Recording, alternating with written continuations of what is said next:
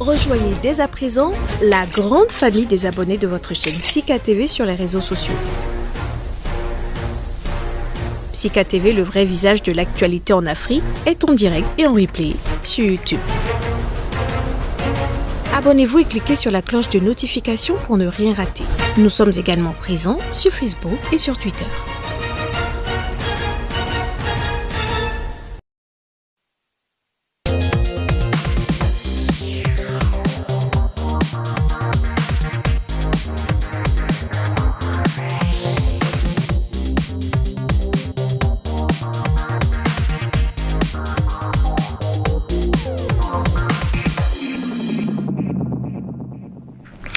Infection, cancer, des affections courantes qui riment avec le quotidien des humains. Hommes et femmes les développent sous diverses formes. Face donc aux solutions parfois à risque que proposent certaines médecines, certains préfèrent se tourner vers la tradition. En effet, dans la médecine traditionnelle, des remèdes efficaces à la portée de tous sont disponibles. Infection et cancer, les solutions efficaces de la médecine traditionnelle, c'est le thème de cette émission. Et pour en parler, je reçois pour vous Simplice Ebo. Il est le président de la grande compagnie africaine pour la restauration de la santé. Monsieur Ebo, merci encore une fois d'être là. Merci à vous. En face de vous, c'est Kodjo Jean-Louis Ganflet. Il est phytothérapeute, un habitué également de ce plateau. Monsieur Ganflet, merci d'être là. Merci à vous, mon journaliste. Alors, voilà donc ces affections que je viens d'énumérer et dont parle également la médecine traditionnelle. Vous, dans votre domaine de la phytothérapie, quand on parle de cancer, quand on parle d'infection, est-ce que vous pensez que c'est possible? Parce que vous l'avez déjà rappelé ici plusieurs fois, que ce que vous proposez, c'est pour non seulement prévenir, traiter, mais aussi guérir. Est-ce que vous pensez que la médecine traditionnelle apporte une solution durable et efficace à ces affections? Merci. Avant qu'on entre dans les spécificités. Merci beaucoup, mon journaliste, pour aborder les thèmes du jour. Je tiens d'abord à dire bon anniversaire à cette émission qui fête ses 4 ans. Et pour revenir maintenant aux questions posées, la médecine traditionnelle, je l'appelle de chez nous, a tous les atouts pour venir à bout du cancer des infections. Et ça, c'est des preuves que nous en avons plusieurs fois déjà sur le territoire béninois comme ailleurs ici dans le monde. Merci. Simplice Ebo, quand on parle d'infection, quand on parle de cancer, vous savez quand même ce que cela représente aujourd'hui pour l'humanité en général et l'Afrique en particulier, où il faut passer par différents stades de traitement pour y arriver, surtout pour ce qui concerne les cancers. Alors, est-ce qu'au niveau de la grande compagnie pour la restauration de la santé, on parle également de ces affections-là? Oui, bien évidemment, on en parle. Et beaucoup en guérissent, parce que vous savez, la guérison de toute maladie dépend de sa compréhension. Et il y a deux choses qui nous rendent malades et il y a deux choses finalement qui nous tuent. Ce qui nous rend malades, c'est quoi? La première chose, c'est ce que nous faisons. Et ce qui nous rend malades, deuxièmement, c'est ce que nous ne faisons pas. Qu'est-ce qui nous tue? Voilà, il y a deux choses également qui nous tuent. Il y a l'ignorance et puis il y a la pauvreté. C'est-à-dire quoi? Si vous êtes malade et que vous aviez de l'argent, même si vous aviez de l'argent et que vous ne connaissez pas là où vous devez avoir recours pour pouvoir avoir la solution, vous allez errer partout et mourir. Maintenant, il y a la pauvreté. Même si vous connaissez là où se trouve la guérison et si vous n'avez pas d'argent, vous allez mourir aussi dans votre maladie. Mais il paraît qu'au niveau de la médecine traditionnelle, ce n'est pas forcément l'argent. Justement, parce que, comme le nom l'a indiqué, c'est pour restaurer la santé donc, des humains sur Terre. Si longtemps, nous avions perdu le chemin de la vérité pour emprunter le chemin du mensonge et qu'on retrouve finalement ce chemin, même si c'est un petit qui l'a retrouvé, je pense que l'essentiel dans une famille, si un papa de famille a perdu quelque chose, si c'est le Benjamin de la famille qui le retrouve, il faudrait accompagner ce petit pour que les choses reviennent à l'ordre. Les choses vont revenir à l'ordre. C'est le combat de tous les jours que Sika mène aujourd'hui et que vous aussi vous menez dans vos différents laboratoires, même si au niveau de la médecine traditionnelle, tout n'est pas suffisamment organisé. Vous structurez quand même à votre manière pour apporter donc ces solutions. Alors, monsieur Ganflet, nous allons parler d'abord des infections. Alors, qu'elle soit pulmonaire, urinaire, vaginale ou autre, vous estimez qu'il y a tellement de preuves à rapporter en termes de guérison dans ce sens-là. Si je prends par exemple les infections pulmonaires, à votre niveau, comment ça se traite? Alors merci le journaliste. Pour les infections pulmonaires, c'est beaucoup de traitements qui commencent et puis pour venir à bout, nous avons beaucoup de sortes de plantes qui nous aident dans le traitement pour la guérison et je vais essayer de numérer quelques-unes de ces plantes par exemple. Vous prenez le fagara que nous appelons dans nos langues maternelles ici khétin ou bien khétin, voilà. Vous prenez ces feuilles. Ça s'appelle comment? Vous avez son nom scientifique? C'est le Fagara xanthozoïde. Merci beaucoup. Fagara xanthozoïde. Vous prenez ces feuilles, ces racines et vous préparez seulement avec un peu de la potasse dure. Et vous donnez, selon l'âge de la personne, soit un grand verre de bière par jour, soit un grand verre de bière x 2 par jour, soit encore un grand verre de bière x 3 par jour, ou encore le petit verre amandaire, c'est-à-dire talopémie, une fois, 2 fois ou 3 fois par jour, et du jour au lendemain, cette infection pulmonaire connaît la guérison et puis le patient est libéré. Ou encore, toujours pour traiter vite cette infection pulmonaire, vous avez la plante que nous appelons bonjour, bonsoir, Pervenche de Madagascar. Vous préparez avec la racine, bien sûr, la plante entière avec sa racine. Vous préparez en décoction et c'est ce décoté que vous donnez, vous savez, aux patients qui souffrent bien sûr de l'infection pulmonaire et puis quelques temps après, ils se retrouvent bien. Ou encore, dans la médecine traditionnelle en Afrique, nous avons tellement de recettes pour cette infection pulmonaire. Vous avez aussi la plante que nous appelons pignon de dent, c'est le Jatropha curcas. Vous prenez ces feuilles que vous pilez maintenant sans ajouter de l'eau. Lorsque vous pressez le triturat que vous avez obtenu, vous y ajoutez. Si par exemple vous obtenez 1 litre du triturat, vous ajoutez 1 demi-litre du jus de citron ordinaire de chez nous. Vous faites bien le mélange homogène et vous commencez par appliquer à la malade. Et puis, je pense que quelques temps après, vous venez à bout. Pour l'infection pulmonaire, 3 différentes recettes pour parvenir. Ça, c'est pour guérir définitivement. Exactement. Simplice Beau, au niveau de la grande compagnie africaine pour la restauration de la santé, est-ce que les questions d'affection pulmonaire se posent à vous? Comment vous procédez? Beaucoup. Ces affections viennent beaucoup à nous. Vous savez, l'organisme a besoin de se renouveler. Et quand il y a infection, ça veut dire qu'il y a introduction d'un corps étranger dans l'organisme. Et ce corps étranger peut trouver place au niveau des poumons. Là, ça veut dire qu'il y a affection pulmonaire. Et s'il y a affection pulmonaire, toutes les cellules de notre organisme sont dotées d'un pouvoir, le pouvoir d'autodéfense. Et qu'est-ce qu'il faut faire en ce moment? Il faut renforcer ce pouvoir d'autodéfense des cellules de l'organe affecté. Au niveau des poumons, qu'est-ce qu'il faut faire? Vous savez, il y a une plante.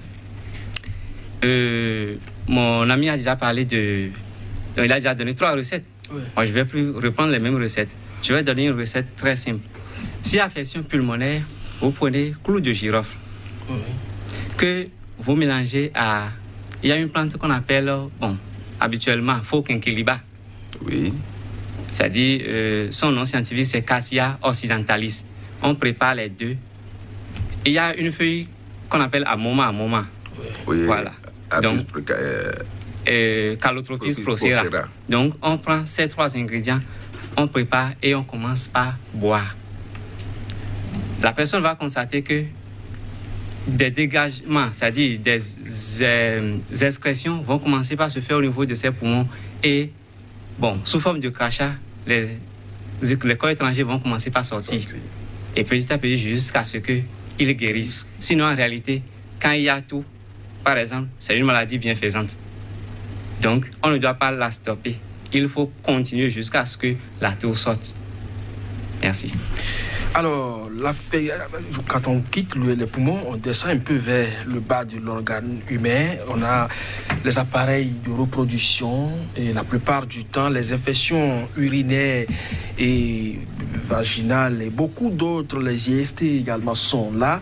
Alors, donc, c'est quand même central. Et sur son parcours de vie, tout homme pratiquement est tenté d'en souffrir. Alors, Monsieur Gaflet, pour les infections urinaires d'abord. Alors pour les infections urinaires, soit que c'est l'urètre qui est infecté ou que c'est la vessie qui a eu des problèmes. Alors pour venir à bout, nous avons notre plante que nous appelons Nyensinkin dans nos lacs maternels ici, ou bien à Nyanyana, ou bien encore à Tchouka. C'est le momodika. Vous prenez le momodika par exemple, que vous préparez en décoction, vous prélevez le décoté à l'état chaud dans un pot. Le malade, surtout la femme, fait le bain de siège et après que c'est refroidi maintenant, elle filtre le décoté, elle fait sa toilette intime avec. Ça fait un. Nous avons aussi la plante que nous appelons Cassia Kaya sénégalensis. Et c'est ce que nous appelons le plus souvent Caïcédra. Vous cherchez sa feuille, son écorce et la racine. Vous préparez toujours en décoction et la personne commence par, si c'est même homme, la personne fait le bain de siège à l'état chaud du décoté bien sûr et commence par boire en même temps le même décoté 1-2 fois par jour ou 3 fois par jour selon l'âge.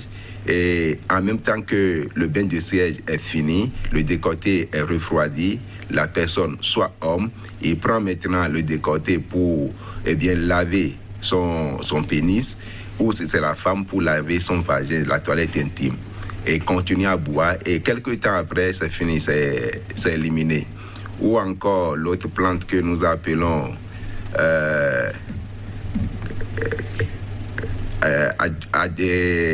le maguier, voilà, le maguier ordinaire. Vous cherchez son écorce et ses feuilles que vous préparez toujours en décoction, non pas en infusion, en décoction. Et là, vous commencez par faire boire au malade le matin très tôt à juin. Il a une précision, le matin très tôt à juin, il boit.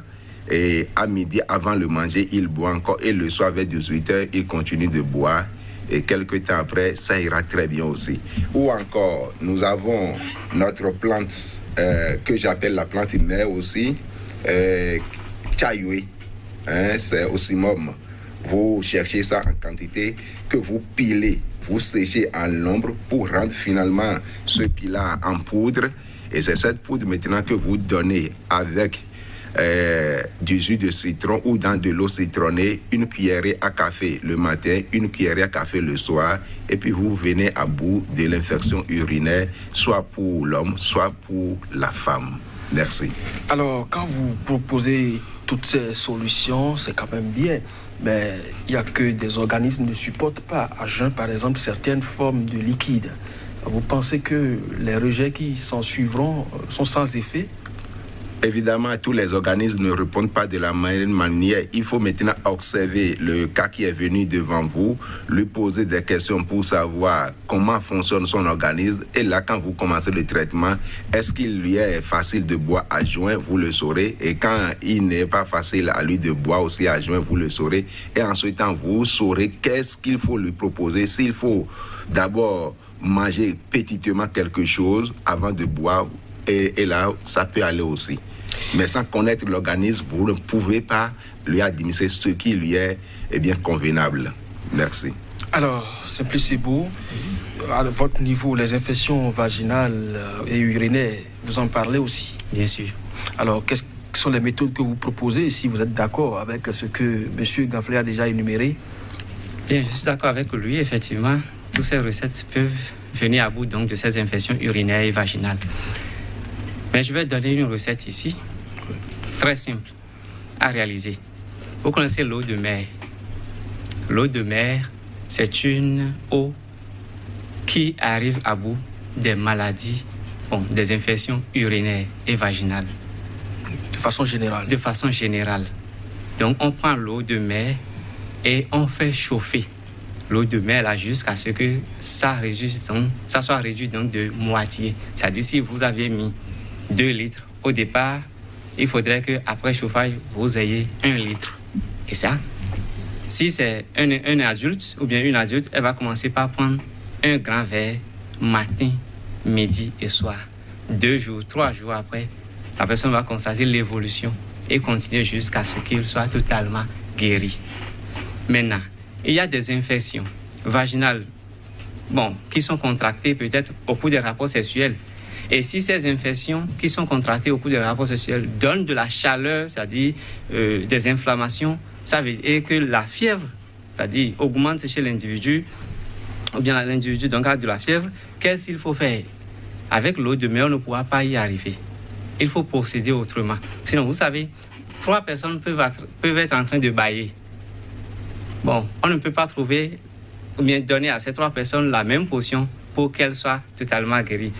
La première personne peut avoir faim. La deuxième personne peut avoir sommeil. Et la troisième personne peut être fatiguée. Mais toutes elles sont en train de bailler. Donc, s'il y a des infections comme ça qui donnent de la fièvre, la procédure, c'est qu'il faut augmenter la nutrition des mitochondries des cellules.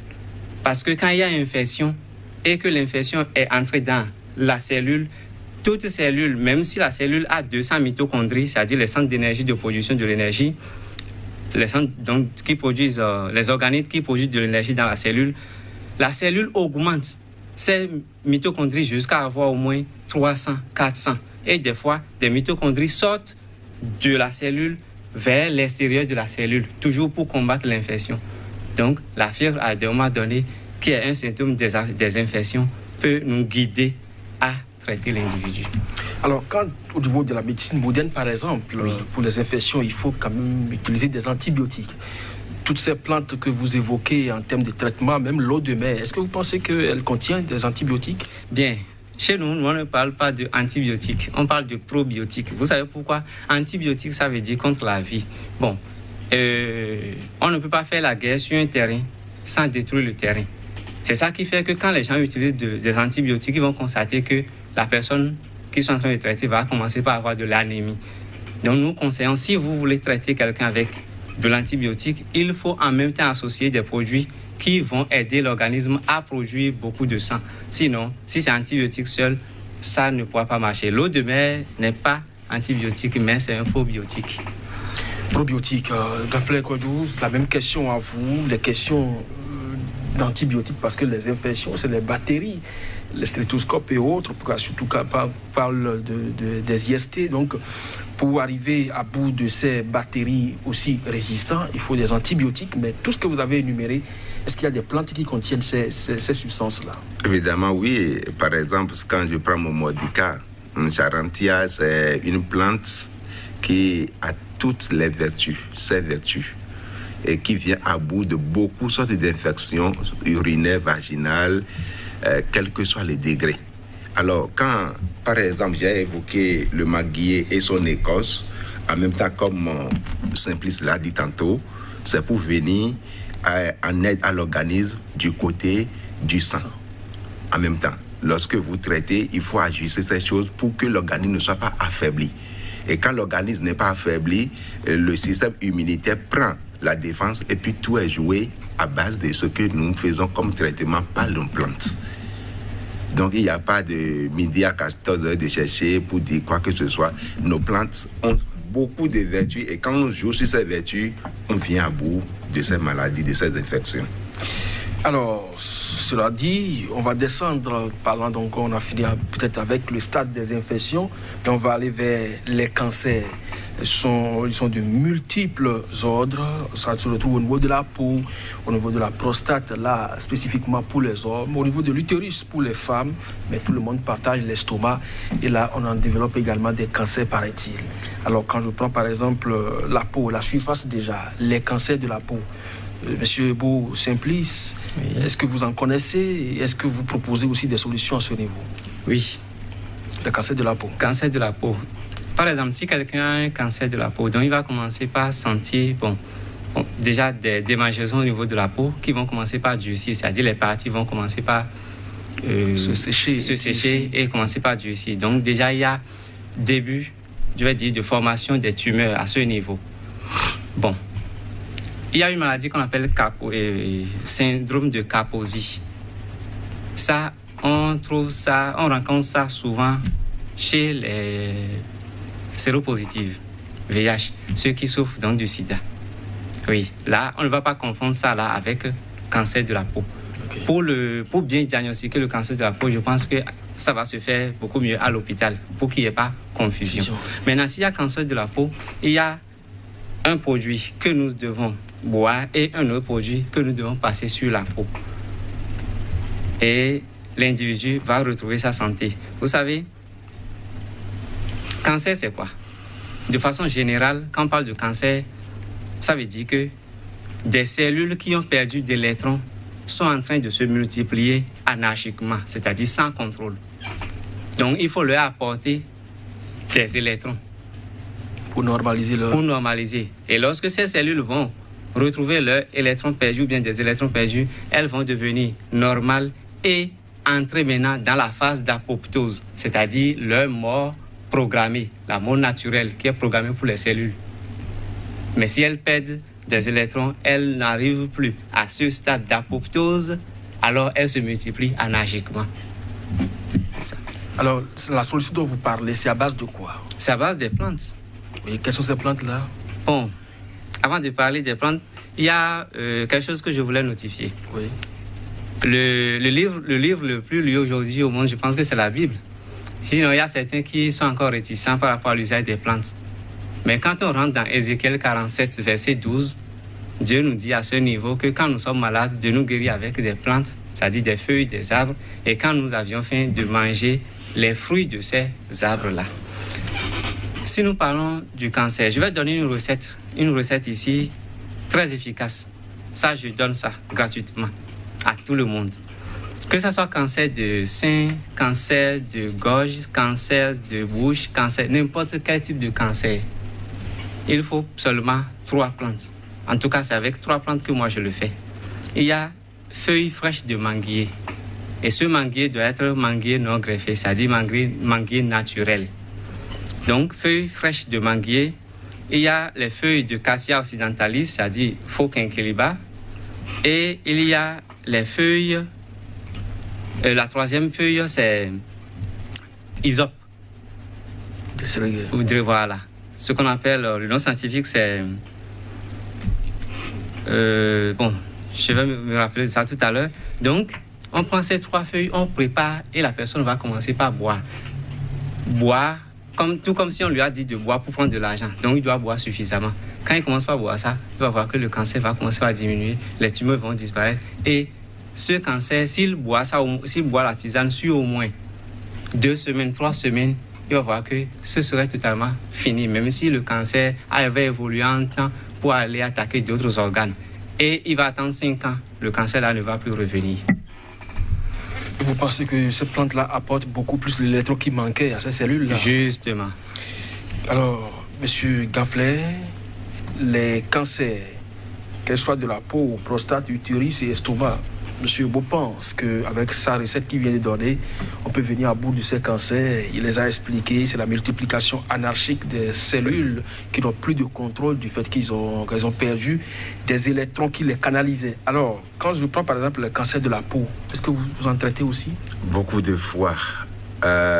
Comme il a beaucoup expliqué déjà, d'abord pour les cancers, toutes les formes de cancer, je conseille à ceux qui viennent à mon niveau d'abandonner la prise du sucre.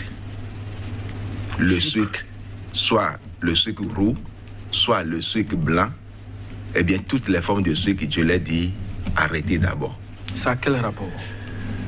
Lorsque vous prenez du sucre, vous donnez encore plus de vie à ces cellules qui ont perdu leurs électrons pour pouvoir continuer leur chemin. Et je conseille à d'autres personnes encore, voir leur état, de faire le jeûne. Lorsque vous prenez par exemple 8 heures de temps de jeûne avant de manger, lorsque vous êtes cancéreux, vous êtes en mesure de venir à bout sans même rien prendre de votre cancer. Ah bon? Oui. 8 heures de temps suffisent que ces cellules qui ont perdu leurs électrons, sans voir de quoi encore soutirer leur substance de vie, commencent par mourir naturellement. C'est ce pourquoi, vous savez, je l'ai dit ici, nous avons perdu ce que nous avons et nous avons acheté ce que nous n'avons pas. C'est ça le problème de l'Afrique. Nous avons trop tôt pensé que nous pouvons évoluer pensant que nous sommes en Occident alors que nous sommes toujours en Afrique. Nos vieux pères, pour ces sortes de formes de cancer, ils ne faisaient rien comme ce que nous constatons aujourd'hui, mais quelques temps après, ils sont guéris. Alors, je vais ajouter à la recette de mon frère Simplice, c'est quelques recettes qui feront du bien si les téléspectateurs suivent bien et aussi les exécutent. Vous cherchez les feuilles de... les rameaux, je dirais, les rameaux du palmier, les racines du palmier, du même palmier que vous préparez maintenant avec l'eau de mer. C'est avec l'eau de mer que nous préparons cela. Soit par exemple, vous commencez par préparer avec 3 litres ou 5 litres, vous devez vous attendre à la moitié, c'est-à-dire 2 litres et demi ou 1 litre et demi, et la personne commence par boire ça matin, midi, soir, selon l'âge bien sûr, et puis quelque temps, vous commencez par voir que déjà sur sa peau ou au niveau de ces autres organes affectés, eh bien, il commence par se sentir très bien. Mais quand vous parlez de l'eau de mer, vous savez quand même que sa teneur en sel ne facilite pas sa consommation. Alors, ajouter à ce que j'ai dit, les rameaux du palmier et les racines, vous n'avez plus le même goût. Ça atténue. Ça atténue. D'accord. Et aussi pour aborder dans le même sens le cancer de la prostate, par exemple, qui fait beaucoup de ravages aujourd'hui. Oui. Ici, chez nous au Bénin, comme ailleurs dans le monde, ça fait beaucoup de ravages. Nous avons la feuille que nous appelons Boreva, diffusa ou Ereta, que nous appelons dans nos langues maternelles Afopadinwa ou bien Kachouayi ou bien encore Atansien. Et en Mina, on l'appelle comment? Je pense que c'est Badagbada, hein, si je n'ai pas perdu la mémoire.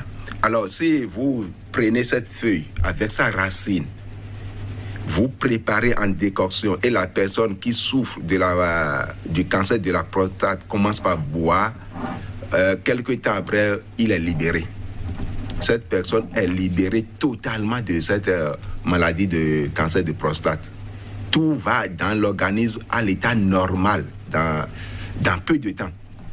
Ou encore, pour ce qui concerne l'utérus, le cancer de l'utérus chez la femme, vous cherchez la racine de Calotropis procera à Moma ou bien Wangashima, sa racine. Vous cherchez aussi ses feuilles que vous préparez toujours en décoction.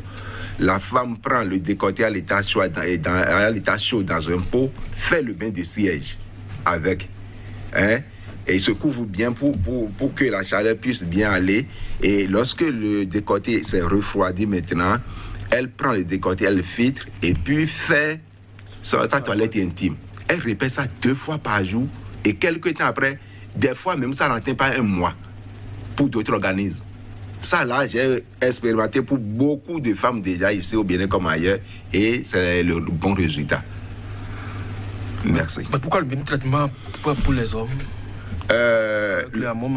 À moment pour les hommes, non, je ne l'ai jamais expérimenté pour les hommes.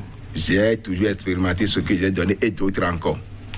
Alors c'est plus beau, la prostate, vous savez, tous les hommes, en tout cas, sont quand même exposés à cette maladie durant leur parcours terrestre. À votre niveau, qu'est-ce que vous proposez? Bon, avant de proposer quelque chose, je voudrais dire que le père de la médecine, Hippocrate, dans les années 420 avant Jésus-Christ, disait que pour être un bon médecin, il faut chercher la cause de la maladie et de la traiter.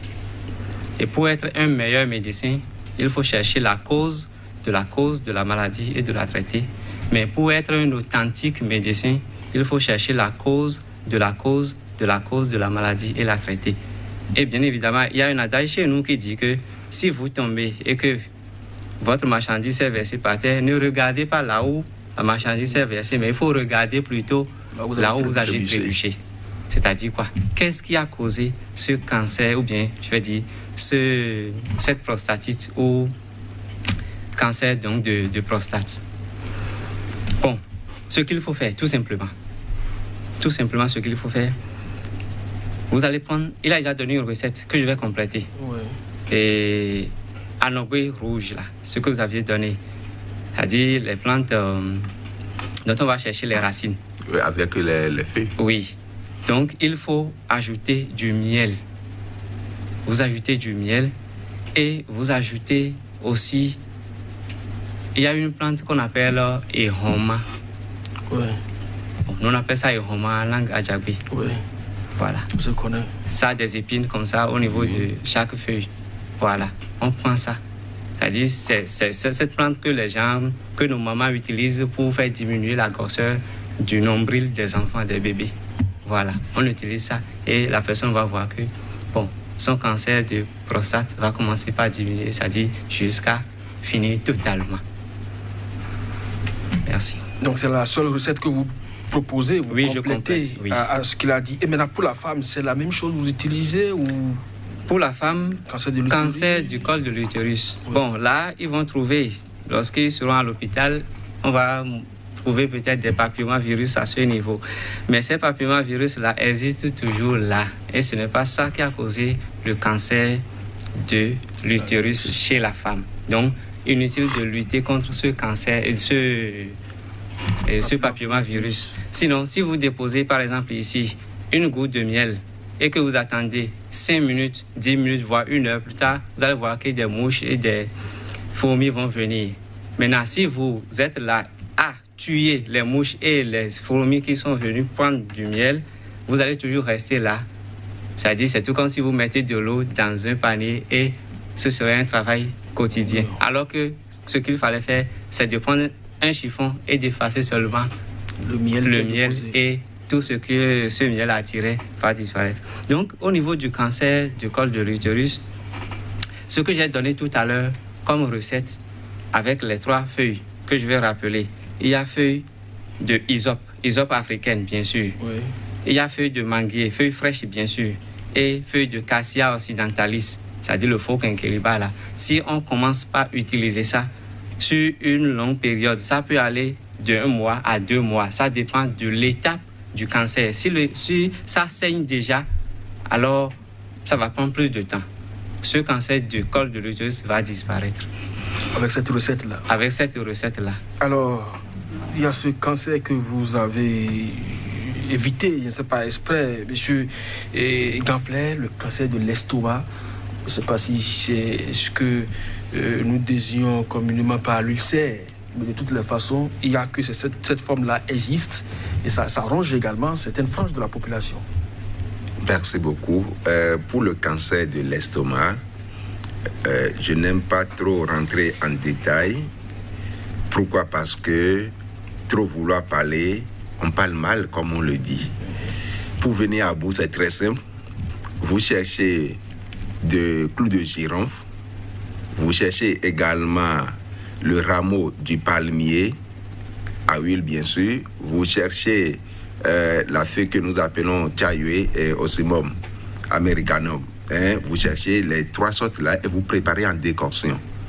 Et la personne, après le manger du matin, prend un verre, selon son âge bien sûr, prend un verre soit de billet, un verre bambou, soit un petit verre madère, le matin après le manger, et à midi avant le manger, le soir après le manger.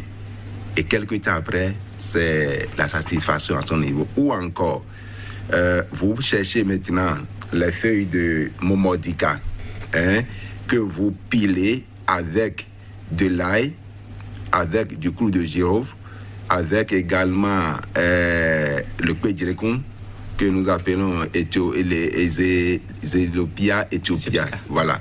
Vous les piler pour les rendre en poudre très fine. Et c'est cette poudre que la personne lave à volonté le matin très tôt et le soir en voulant se coucher.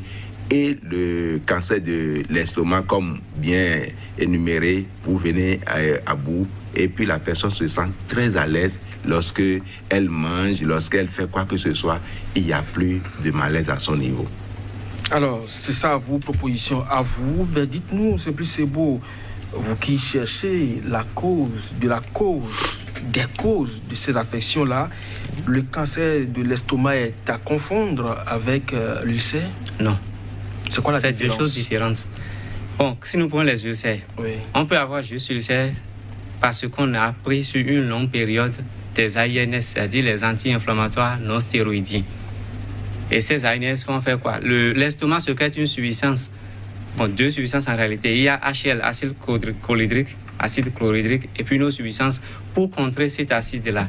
Maintenant, si quelqu'un prend trop ces AINS-là, alors la substance qui empêche l'acide chlorhydrique sécrété par l'estomac de ronger l'estomac là n'est plus sécrété correctement et l'acide chlorhydrique commence par ronger donc la paroi donc de l'estomac. On peut avoir l'ulcère en ce moment et on peut aussi avoir l'ulcère s'il y a introduction d'une bactérie qu'on appelle H. pylori ou bien Helicobacter pylori. Là, ça veut dire que c'est un corps étranger qui est venu. En ce moment, il faut faire un autre traitement s'il s'agit donc d'un corps étranger. Là, ça, c'est les ulcères, ça. Okay. Maintenant, s'il s'agit du cancer de l'estomac, nécessairement, il doit avoir un ganglion, disons, une tumeur au niveau de l'estomac. Ça veut dire que les cellules qui ont perdu des électrons sont en train de se multiplier et ne veulent pas mourir. Donc, il faut faire quoi? Il faut alcaliniser le corps en ce moment. Il faut alcaliniser correctement le corps. Pourquoi? Parce que l'acide chlorhydrique continue d'être sécrété par l'estomac. Or, le cancer vit beaucoup plus dans un milieu acide que dans un milieu basique. C'est ça. Donc, comment faire? Pour alcaliner le corps, surtout l'estomac? Bon, déjà, le clou de girofle, en tout cas, tout ce que nous utilisons pour conserver les aliments peuvent arriver à bout donc, de ces cancers-là.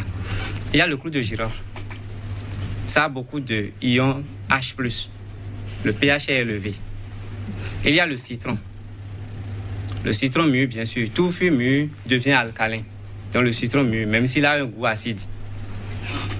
J'ai parlé tout à l'heure des feuilles du manguier. Dans les feuilles du manguier, là, il y a des substances qui activent le GABA.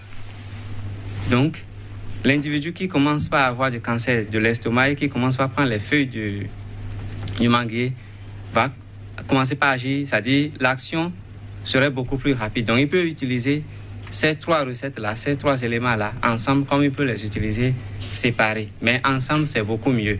Maintenant, je vais notifier quelque chose au niveau du clou de girofle. Si vous êtes hyper tendu, alors ne prenez pas trop de clou de girofle, parce que ça augmente aussi l'hypertension. Voilà, donc il ne faut pas prendre trop de clou de girofle si vous êtes hyper tendu. Et qu'est-ce qu'on peut utiliser? Pas trop, mais on peut toutefois l'utiliser. Oui, on peut toutefois l'utiliser. Oui. En petite quantité. En petite quantité. Il y a aussi le gingembre jaune. Curcuma. Voilà. Ça a un pH aussi qui est élevé. Ça veut dire que ça peut remplacer le clou de girofle éventuellement. Ça peut remplacer le clou de girofle éventuellement. Alors, c'est plus, voilà, vous l'avez dit, donc c'est beau, autant donc de précautions à prendre pour arriver donc à bout de ces traitements. Et ça m'amène vers vous, M. Gafflet, le risque de surdosage. Parce que toutefois, vous avez tout à l'heure évoqué, peut-être un verre à madère ou un verre bambou. Alors, vu de l'âge de l'individu, maintenant, est-ce que les antécédents ne peuvent pas amener certaines personnes qui, vu l'âge, peuvent prendre un verre à bambou, mais avec ses antécédents sanitaires, peut être amené à prendre un verre à madère? Exactement, oui. Ça se fait, et puis lorsque nous avons devant nous des patients auxquels nous posons beaucoup de questions, parce que c'est ça d'abord l'Afrique. C'est la communication avec le patient qui vous amène à comprendre ce qu'il vit. Et quand vous comprenez ce qu'il vit, vous êtes à mesure maintenant de lui proposer le dosage comme eh bien son organisme aurait voulu. Et là, il n'aurait pas de surdosage à son niveau pour créer d'autres maladies. Hein? C'est ça le plus souvent ce que moi j'ai fait. Hein? Lorsque le patient vient et que je parle avec la personne de fond en comble, dans le passé présent, dans le passé lointain, quelles ont été du moins les maladies dont vous avez eu à combattre, eh bien, comment vous avez combattu ces maladies, comment vous les avez traitées. Quand ces questions sont maîtrisées, il n'y a pas, à mon niveau personnel, de surdosage ou bien du fait que la personne prend et que ça crée encore d'autres maladies. Voilà. Simplice Sebo. Oui, par rapport à la question de surdosage. Oui. Bon, moi, généralement, je demande la masse corporelle de l'individu. Parce que la quantité d'eau que nous devons boire par jour est en fonction de notre masse corporelle, ce que nous appelons poids à poids. Donc ce n'est pas forcément les 1,5 litre qui est recommandé à tout le monde. Non. Et ça se calcule comment? La quantité d'eau à boire en 24 heures, c'est quoi? Vous prenez votre masse corporelle multipliée par 0,03. C'est-à-dire, si vous pesez par exemple 100 kg, c'est-à-dire votre masse corporelle c'est 100 kg, oui. Vous multipliez ça par 0,03. Ça va donner 3. Donc ça veut dire que vous devez prendre 3 litres d'eau par jour. Maintenant, si l'individu qui est avec moi, qui est malade, que je veux traiter, je ne peux pas le priver donc de boire de l'eau. Non. Il doit boire de l'eau parce que l'eau est source de vie, parce que c'est riche en ion hydrogène, c'est-à-dire H. Vous savez, la formule chimique de l'eau, c'est H2O. Ouais. Voilà. Donc, l'eau est source de vie parce que ça contient beaucoup plus d'ions H+. Donc, je divise ça, la quantité, en 2. Si la personne donc pèse par exemple 100 kg, ça veut dire qu'il doit prendre mon produit là pour 1,5 litre. Et il va compléter avec 1,5 litre d'eau dans la journée. Donc, ça va faire les 3 litres qu'il doit prendre comme matière liquide ou bien voilà, de l'eau dans la journée. Alors, M. Gaflet, je vous ai entendu répondre de la même manière que Simplice Sebo par rapport à la quantité d'eau, parce qu'on recommande souvent qu'il faut boire au moins 1,5 litre d'eau, sinon 2-3 par jour. Donc c'est une mauvaise recommandation. Non. Parce que tout le monde n'est pas astreint à cela. Ce n'est pas évidemment une mauvaise recommandation, mais c'est une ignorance. C'est une ignorance. Et lorsque vous ne connaissez pas quelque chose, il faut chercher à comprendre. C'est ça notre mal aussi en Afrique. Nous, lorsque nous avons déjà une pensée et que tout le monde colporte cette pensée, nous pensons que c'est la meilleure des pensées. Alors qu'on pouvait aller encore mieux, chercher pourquoi ça ne devait pas être ainsi. Donc c'est une sensibilisation, comme vous le faites déjà ici dans ce studio, c'est une sensibilisation aujourd'hui pour que l'Afrique se relève pour retrouver ses premiers pas, pour avancer. Sinon, nous allons toujours tâtonner, pensant que nous évoluons. Le breuvage de liquide par jour, comme mon frère ami Simplice l'a dit, c'est selon la masse corporelle. Quand vous avez un poids et que vous voulez aller au-delà de la prise d'eau par jour, vous allez vous causer encore de surpoids. Et là, votre organisme aura de malaise et il aura des difficultés pour le bon fonctionnement. Il faut alors commencer par sensibiliser pour, par exemple, les enfants, comment il faut leur donner de l'eau à boire.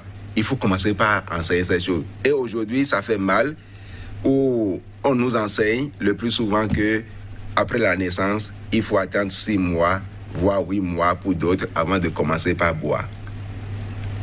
On a des théories, mais qui ne sont pas fondées selon ce que nous vivons sur le terrain. Il y a trop de théories qui entourent ça. Donc quand on parle de lait maternel exclusif sur 6 mois, c'est pas une bonne chose? C'est une bonne chose, mais il faut ajouter de l'eau. Il faut ajouter de l'eau. Le bébé a besoin de boire d'eau. Le bébé a besoin de boire d'eau. Et en Afrique, nous avons perdu cette manière de faire pour maintenant vivre comme si nous étions en Occident. Non pas que je suis contre l'Occident, non pas du tout. Mais les pratiques de l'Afrique ont été laissées et nous souffrons énormément aujourd'hui. Nous souffrons énormément parce que quoi? On veut vivre sur une terre sèche comme ceux qui vivent sur une terre qui est humide. Il y a des différences déjà. Et là, ça ne peut pas correspondre.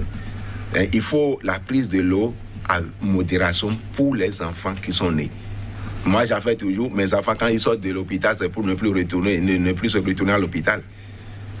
Et puis, c'est avec de l'eau aussi, et en même temps, avec le lait maternel, et puis c'est bon. Alors, pour une guérison totale, vous l'avez tout dit, c'est votre slogan, il faut donc un diagnostic précis et une prescription appropriée. Oui. Mais puisque vous n'avez pas de laboratoire, des machines qui font le diagnostic du corps, comment alors vous arrivez donc à faire ce diagnostic précis et une prescription appropriée? Voilà. Le diagnostic que nous faisons est appelé anamnèse. C'est-à-dire quoi? On soumet la personne à un certain nombre de questions et il va répondre par oui, par non. Et au niveau de chaque organe, si nous prenons la peau par exemple, on lui pose une question. Est-ce que vous avez des taches noires, par exemple, sur la peau? Oui, non, il va cocher. Si nous prenons les reins, par exemple, est-ce que vous urinez trop fréquemment la nuit? Il va faire ce truc-là. Maintenant, ça ne suffit pas. La personne doit d'abord nous donner, c'est-à-dire faire l'historique de sa maladie ou bien des symptômes qu'il ressent.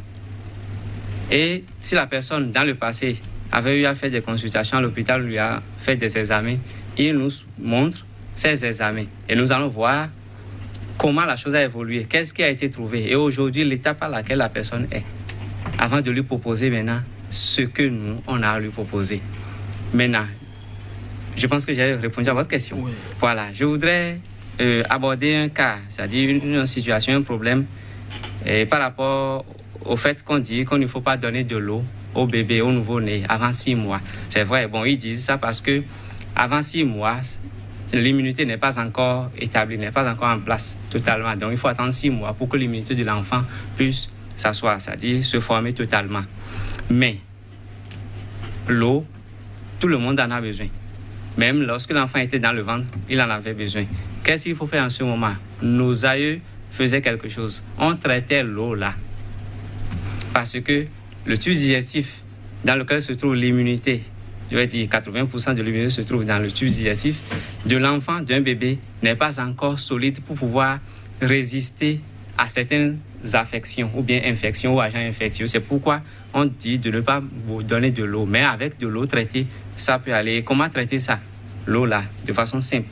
Il faut prendre esso, plus racine de Erichan. Erichan là, c'est Pollinia. Donc, on prend les deux, c'est-à-dire les éléments là, et on fait bouillir dans l'eau. Et on donne cette eau maintenant en petite quantité donc à l'enfant. Et vous allez voir qu'il ne va même pas développer des maladies plus tard. Je vais parler de quelque chose aussi. Les adultes font une erreur aujourd'hui. Ils s'assoient pour manger et après avoir mangé, ils boivent maintenant des boissons à part l'eau. Ce n'est pas bon. C'est-à-dire pour compléter ce qu'ils ont mangé, ils doivent boire de l'eau et non les bières. S'ils veulent boire de la bière, alors ils vont s'asseoir uniquement là pour boire de la bière. Mais la bière n'est pas une nourriture? La bière est une nourriture, mais qui contient de l'eau, d'accord. Mais cette eau ne peut pas remplacer, étancher la soif. D'accord, ça ne peut pas remplacer valablement l'eau naturelle. Et quel type d'eau nous buvons encore? L'eau que nous devons normalement boire, c'est l'eau de puits.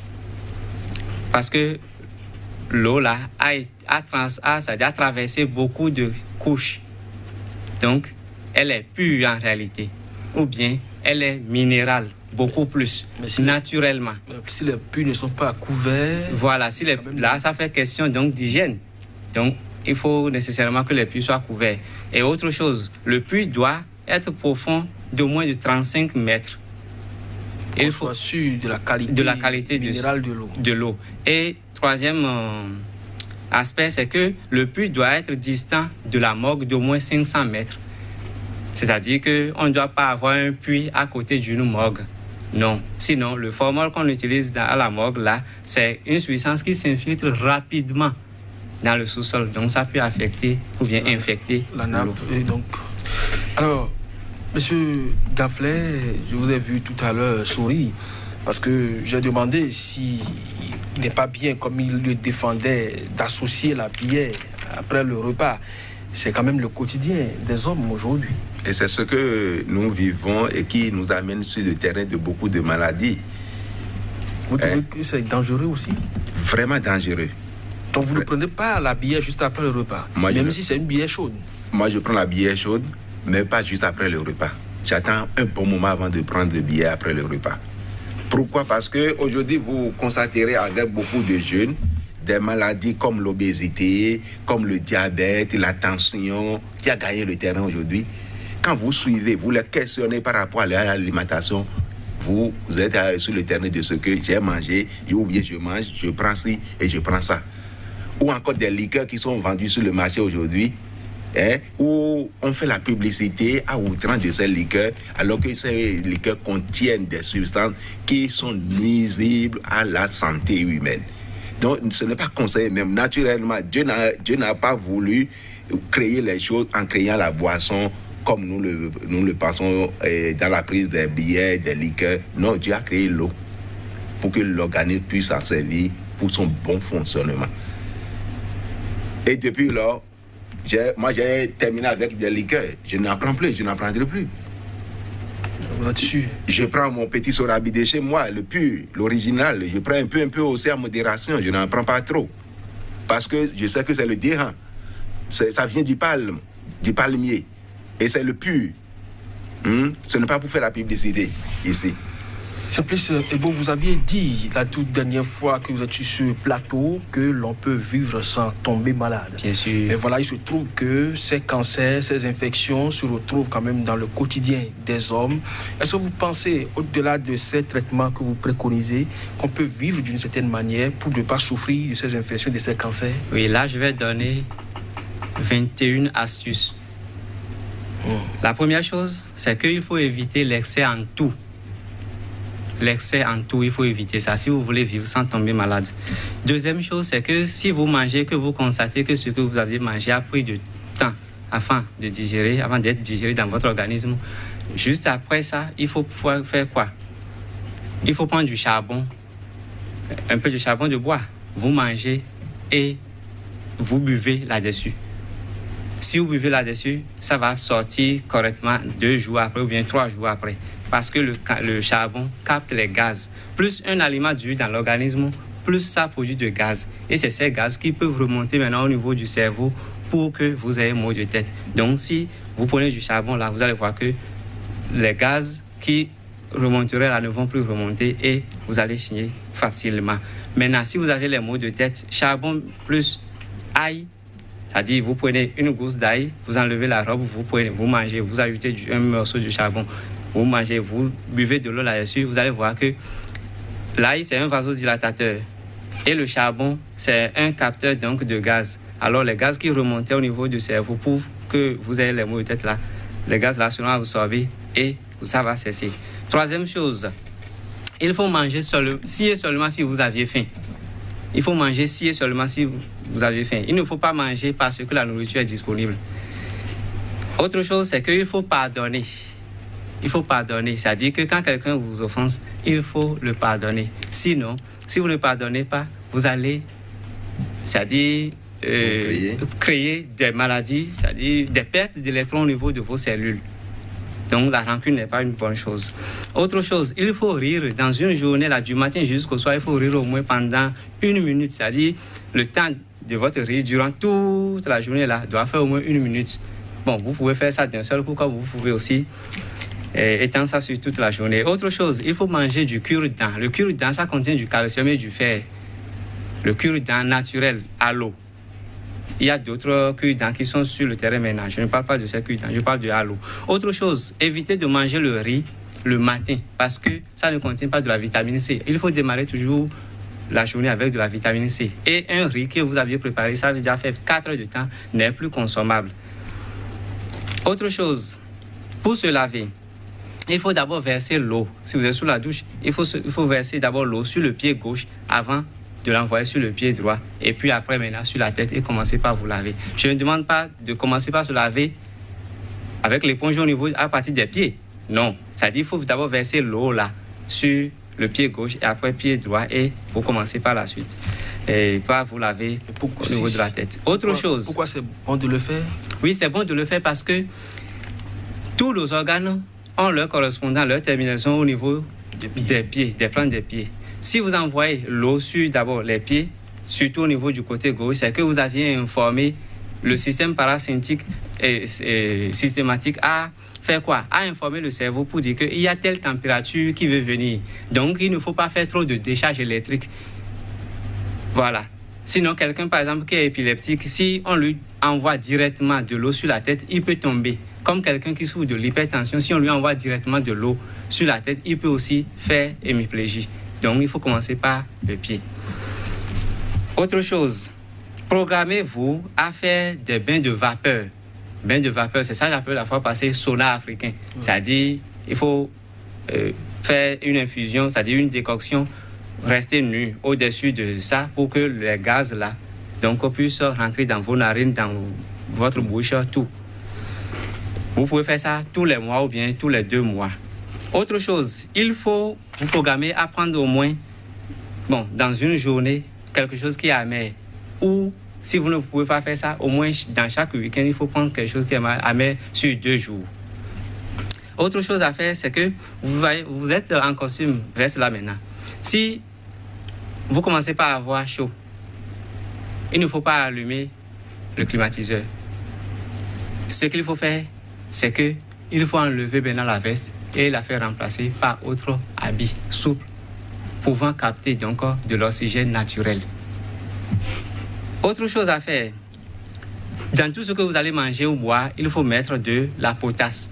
Moi, quand on m'invite à prendre une boisson, moi je vérifie toujours ce qui est écrit sur la boisson, quand bien même ce n'est pas tout ce qui est écrit qui est vrai.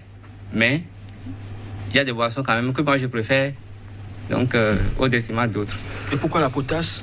Oui, la potasse, parce que la potasse va permettre à tout ce que vous aviez consommé qui contient de sel de cuisine là, d'être absorbé par les cellules. Sinon, si le sel n'est pas absorbé, le sel va rester dans l'organisme, ou bien si le sucre n'est pas absorbé, le sucre va rester dans l'organisme, ou bien l'huile va rester dans l'organisme et les déchets vont les capter, ça va former donc des thromboses sur la circulation du sang. Le sang ne pourra pas bien circuler. Et quand il y a affluence, ou bien c'est-à-dire il y a plus de circulation, c'est-à-dire qu'il y a go solo.